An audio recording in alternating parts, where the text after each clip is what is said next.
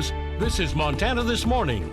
Governor Greg Gianforte proposing $1 billion in state tax cuts. Just ahead, find out how he'll do that and who will benefit the most. I'm Jose George on Capitol Hill. The new Congress doesn't take over until January, but there are some important political debates set to happen over the course of the next several weeks. We explain what they are and why you should care next. Well, happy Monday, Southwest Montana, 6:30. Chet Lehman, Matt Elwell with you here. Light, fluffy, lovely pillow fight fluff falling outside right now. It's lovely. Also known as snow. Snow, yeah.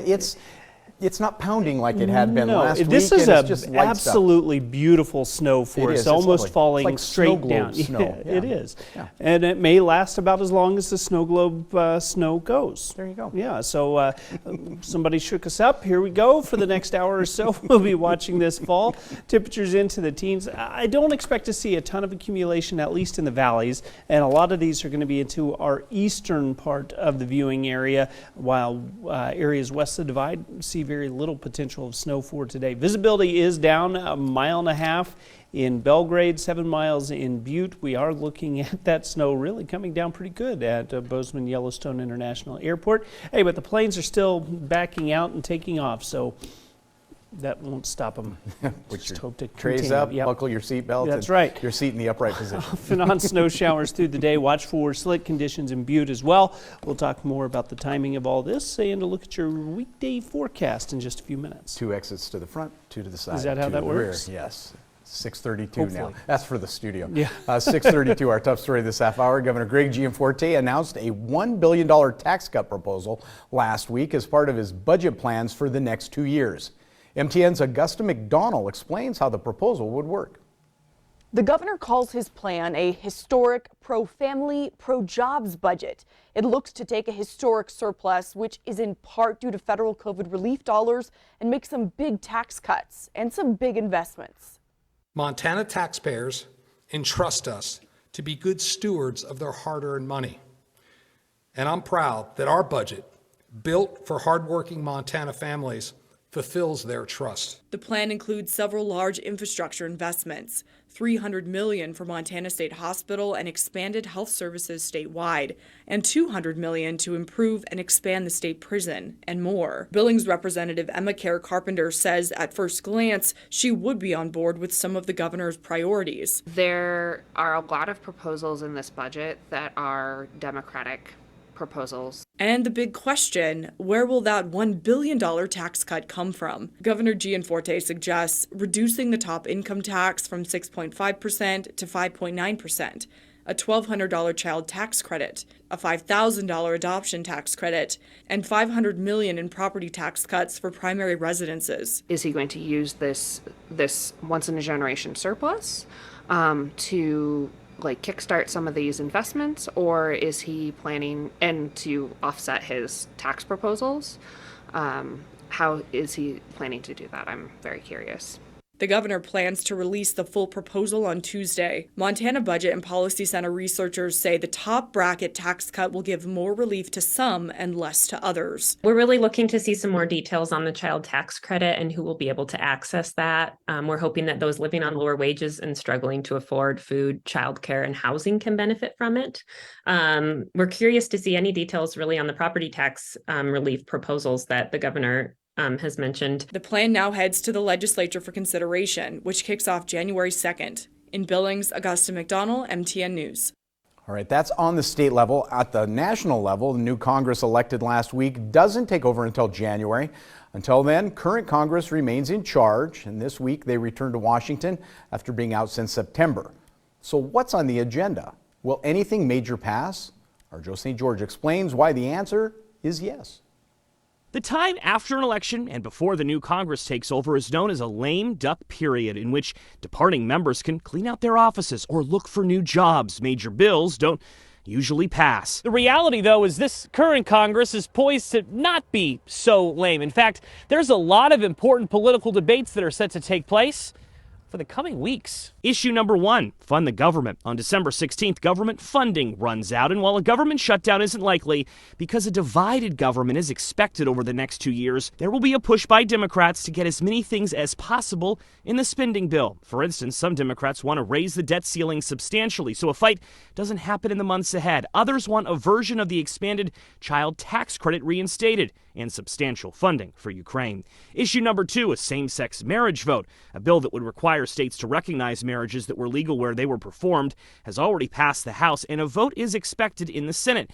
10 Republicans would have to join 50 Democrats to pass the landmark legislation. Supporters believe this is needed because they fear a conservative-leaning Supreme Court could revisit the issue. Issue number 3, protecting the 2024 presidential election. We all remember the last time Congress certified presidential election results. An attack took place. People died. For months, Republicans and Democrats have been meeting to create reforms so the certification process is clearer. It clarifies the vice president has a ceremonial role, and it also makes it harder for states and members of Congress to object to results. And finally, issue number 4, defense bill and hurricane help. If you live in a military town, the annual defense bill is a big deal. It impacts raises for troops and infrastructure at bases. Congress is also expected to vote on a massive hurricane relief bill for Florida. Many communities will be rebuilding for years after Hurricane Ian. In Washington, I'm Joe St. George. Definitely more to follow on all of that. Meantime, 6:36 on Thursday, a federal judge in Texas struck down President Biden's student loan forgiveness plan. U.S. District Judge Mark Pittman called the program unconstitutional. Now, the Biden administration has faced several legal challenges pertaining to the program since it was announced back in August. Republican Senator Steve Daines praised Pittman's action, saying, quote, "No Montanans should have to pay someone else's debts." Thank God for that judge in Texas to stop this outrageous decision by President Biden to forgive these student loans. This was a very unfair and unreasonable move by President Biden to transfer the debt of these students onto the backs of taxpayers here in Montana. I'm thankful for that judge. It was the right decision. I hope we stop it permanently. President Biden announced in August the debt relief plan can forgive up to $20,000 of debt for Americans making less than $125,000 individually or $250,000 per couple.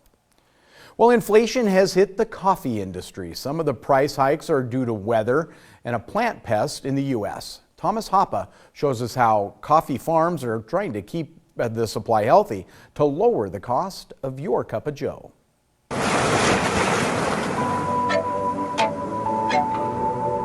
Welcome to the Aloha State. Obviously known for its #1 moneymaker, tourism. Aloha, as soon as somebody hears you say that, they know where you're from, and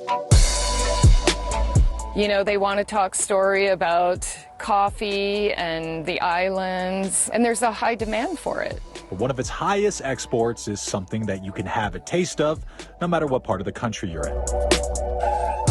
And that's coffee. Volcanic soil plays into those flavors. The tropical environment. Hawaii is the only state producing commercial scale coffee. The Hawaiian coffee industry contributes less than 1% of the world's coffee production, but it generates on average around $50 million a year.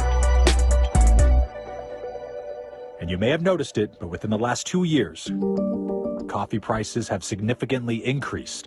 A 15% jump from a year ago, with the average price of coffee costing nearly $5 a cup. You have a responsibility to explain it to your customers because it factors into price. And Hawaiian coffee could have 40% lower than usual production, according to the Kona Coffee Association. So you're going to see these spores growing on the backside of the leaf, these yellow spores. My name is Kyle Barber. I'm the farm manager for Waialua Estate Coffee and Chocolate. These are the buds of next year's crops. I would say 10 years we've now been hit with back-to-back major pests. But there's a cost to that, right? You take a third of your farm out of production in any given year to fight that. The decrease is due to the weather conditions and troubles from a pest called the coffee berry borer and a new threat that just touched the island, coffee leaf rust, a leaf-killing disease. All of this could increase your cup of coffee even more. We've solved a lot of those challenges. And as soon as we solve those, this new disease, coffee leaf rust, which is new to Hawaii, but it's not a new disease in the coffee industry. Probably the first thing you're going to see is prices are going to go up a little bit because growers like us are are either spending more to manage the problem and or they're losing yields somewhat, so they're having to get more for each pound of coffee that they can bring in. Because of the recent introduction of coffee leaf rust, growers are constantly checking their plants and preventing the leaf rust from spreading. And now, the Hawaiian Agricultural Research Center was granted $1.37 million to combat the leaf rust, because on average, it can result in a crop loss of 70% or more. For now, growers will continue to mitigate their crops, protecting them to keep production numbers high and your costs low, until the research center can make way on genetic improvements and prevention. It's been difficult to get federal funding for these small, unique crops. So just getting some federal funding will really boost that research. And Hawaii Agricultural Research Center, they've been growing coffee for a long time. They know the industry. They're going to be the best option to really help us solve this problem. In Waialua, Hawaii, I'm Thomas Hopper reporting. A story we consider crucial here at Montana This Morning. We're going to continue to follow. Meantime, 6:41, time for a break.